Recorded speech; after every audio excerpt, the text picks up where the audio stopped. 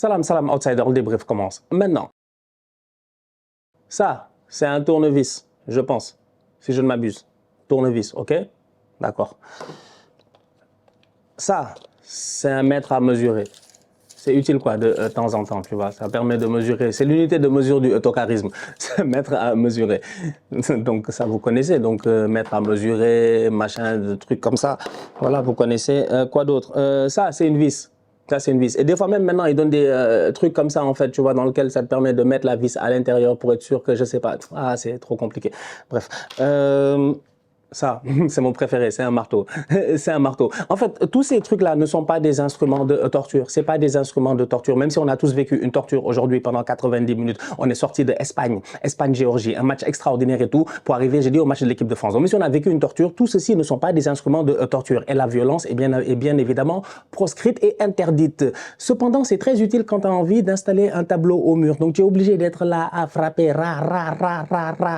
C'est comme ça qu'aujourd'hui, ce match-là, il m'a tapé sur le crâne. Tu es là à frapper dans les murs, à mettre des trous dans les murs, tout ça, c'est trop compliqué. Franchement, c'est trop compliqué. Et tu as une solution qui est beaucoup plus simple. Même des fois, il y en a, ils utilisent du scotch, en fait. C'est du n'importe quoi. Il y en a, ils ont des posters et tout. Après, ils prennent du scotch, ils prennent du tape. Tu sais, les tapes,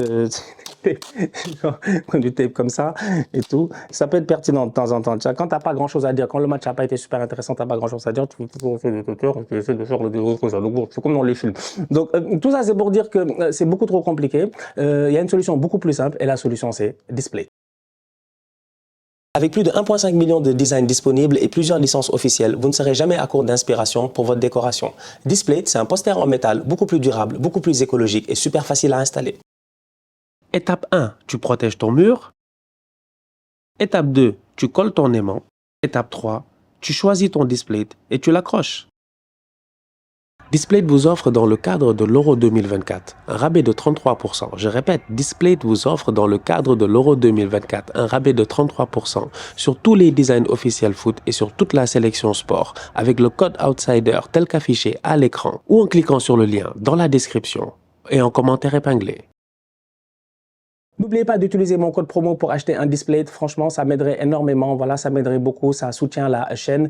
Le match a été franchement soporifique. Il n'y a pas grand-chose à dire. Donc, du coup, faire l'intégration et discuter de la marque, je pense que c'est beaucoup plus intéressant aujourd'hui. La vérité, c'est que la France est qualifiée 1-0 face à la Belgique dans le semi-co. Encore une fois, le match de celui qui, à la fin, aura le plus le seum. Et encore une fois, c'est les Belges qui ont perdu. Les Belges, ils n'ont pas de chance face aux Français. À chaque fois qu'ils jouent face aux Français, ils se font taper. Et pourtant, les Français ne font pas un grand match. On se rappelle ici de 2018 quand Samuel Umtiti est venu pour casser la démarche. On se rappelle aussi quand même d'un grand Karim Benzema qui était revenu en équipe de France, qui avait sorti une top performance dans une victoire de l'équipe de France face à la Belgique il y a quelques années. Et là, on arrive aujourd'hui huitième de finale de l'Euro. On s'attend vraiment à une performance peut-être extraordinaire de cette équipe de France-là face à la Belgique, ou du moins on s'attend à un match qui soit explosif et que les deux équipes donnent tout.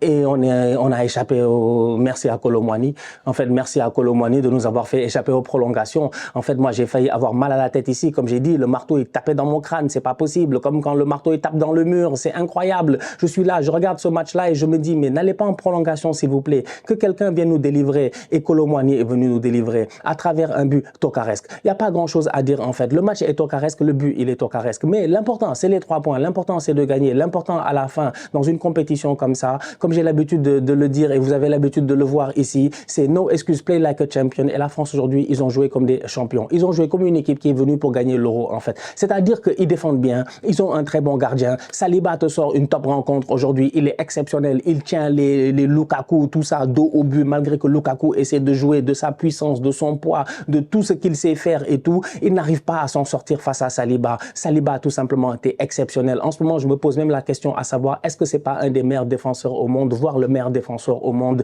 tellement ses performances avec Arsenal ont été sensationnelles, tellement en ce moment avec l'équipe de France, positionné dans cette position d'axe gauche, il est en train de faire un travail incroyable. Un Saliba qui a joué 38 matchs avec Arsenal cette saison, il a été là toute la saison, il a raté aucun match, il enchaîne sur l'Euro, physiquement tu sens qu'il est prêt, fin de rencontre, il va faire des tacles là-bas à ligne de touche, ça c'est un top player. Que dire, je dis aujourd'hui dans cette équipe de France là quand même, parce que la force de l'équipe de France finalement, elle est là, c'est qu'individuellement, t'as des gars, ils sont trop forts, et les gars qui sont très forts en ce moment, ils sont vraiment en défense. Saliba est au top de sa forme, Jules Koundé est au top de sa forme, en fait, Jules Koundé est en train de jouer, mais attends, c'est le prime de Ben White là.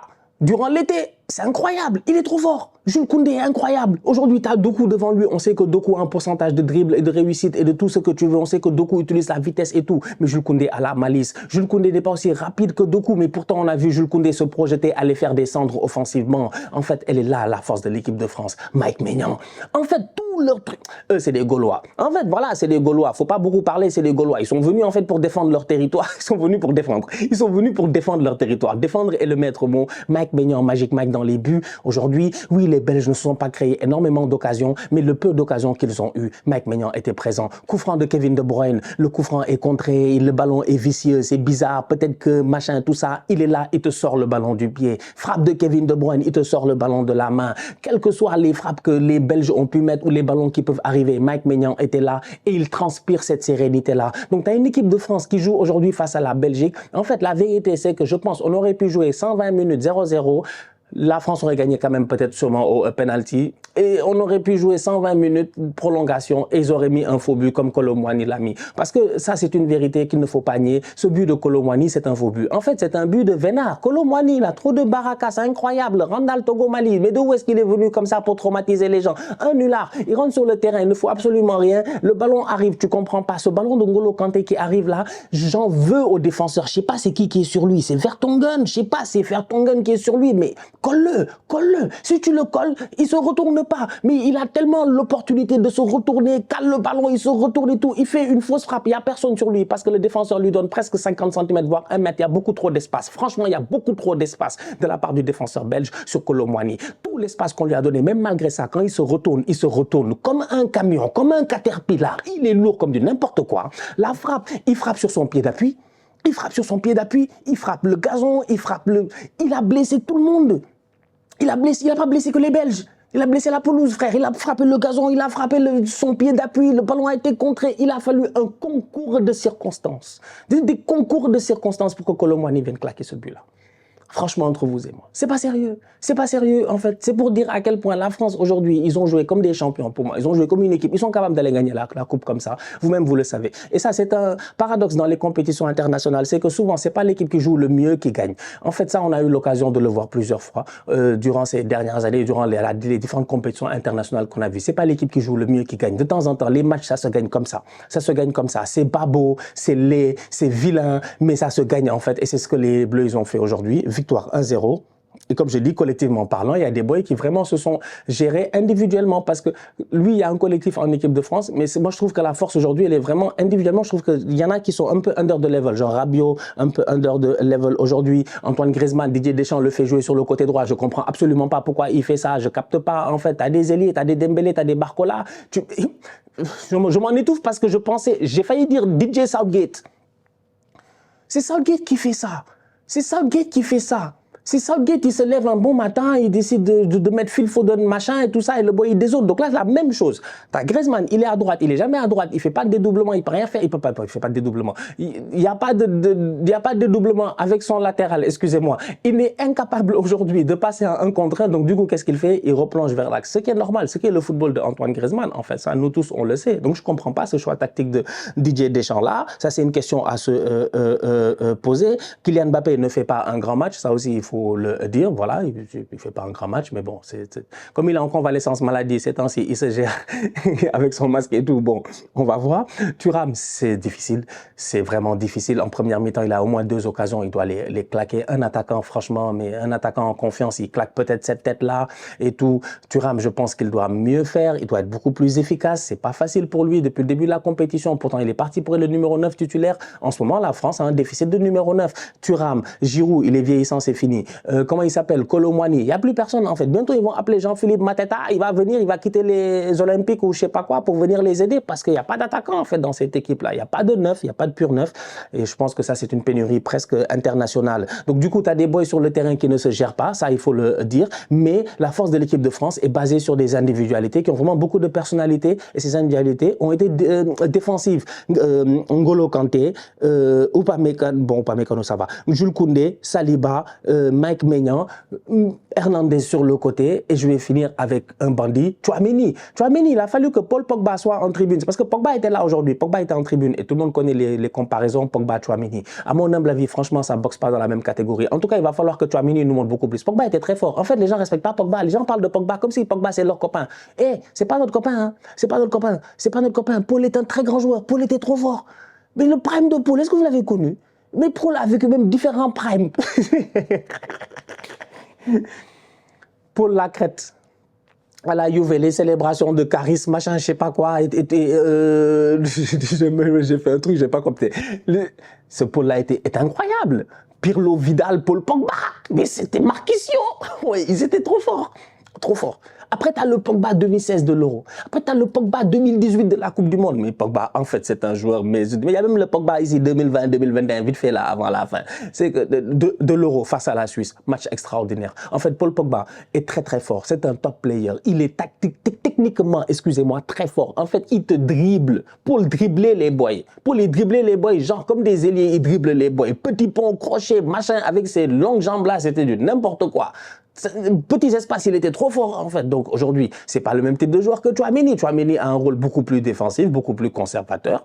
Il a une bonne force de frappe, ça on le voit parce que de temps en temps, il est capable de mettre des frappes et tout. Aujourd'hui, il en a mis quelques-unes. Mais Tchouaméni, il a fait un très bon match aujourd'hui. Franchement, il a été pertinent, il a été excellent. Donc il est à saluer. Au niveau de la Belgique, il y a de quoi être très très déçu. Je pense que le coach a été un nulard et un tocard. Il n'y a pas grand chose à dire. Tedesco, moi je ne l'ai pas compris.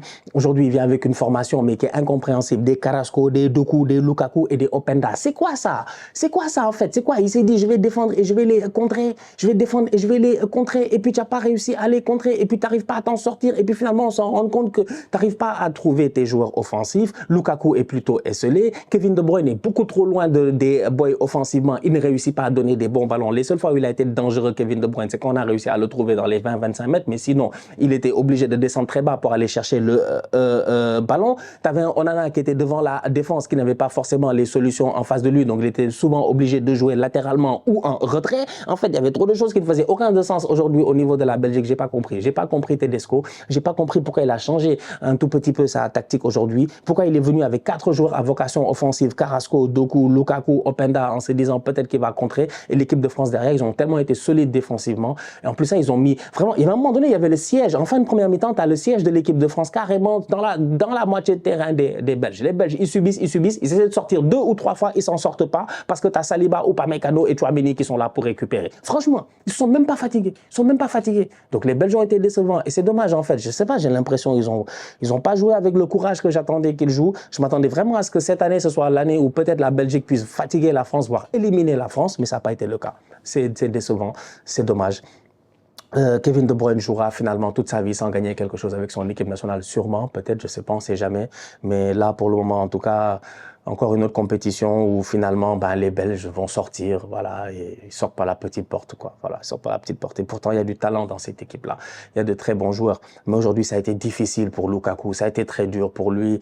Comme la compétition, un peu, le manque de chance, le manque de confiance. Il tombe face à des boys français qui sont solides défensivement, très en confiance, eux, de leur côté, qui n'ont pas peur d'aller au contact et tout. Donc, Lukaku, finalement, en déviation, en tout ce que tu veux, en pivot, en remise, tu le trouves pas.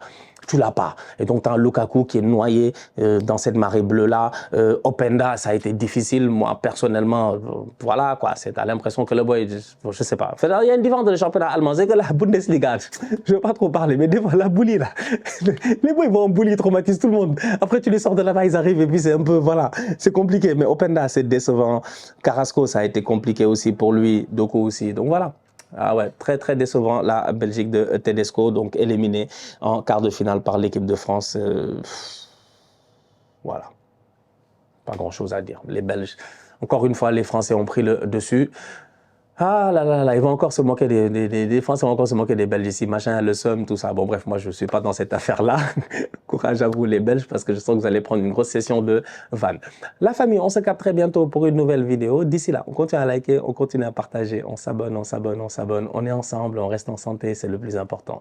Southsider.